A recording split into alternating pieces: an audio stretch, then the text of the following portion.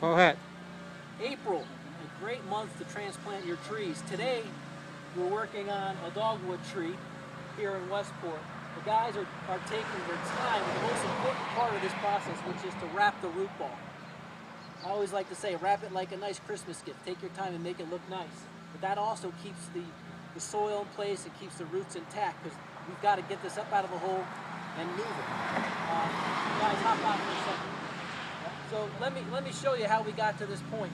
The key with transplanting, especially a tree this size, is to start by over digging the ball. So we tend to start out at least 3 or 4 feet from the trunk. In this case, we use the diameter of the trunk as a guide to how big we want this root ball to be. And 8 to 10 inches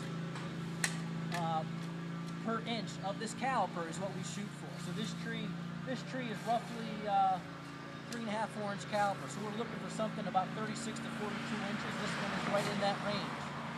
We start out by digging all the way out to the side, and then we slowly make our way into the ultimate size that we want. And we do that so that we keep the ball intact, because what often happens as we dig, sometimes the soil falls off the root ball and it becomes loose. So we start out with a larger hole, and we put the spade shovel down in, to show you. And we work with the spade shovel down and pull away. This protects the root ball. If we do it the other way and pry up, what we're going to do is we're going to damage the root ball, and then we might have a tree that doesn't make it. And that's what we want to avoid. So again, we use the spade shovel down and we pull away to create the trench, and we slowly work our way into ultimately the size that we want. And once we get to that point, then we come in and we start to wrap it with the burlap and the twine, just what the guys were just doing.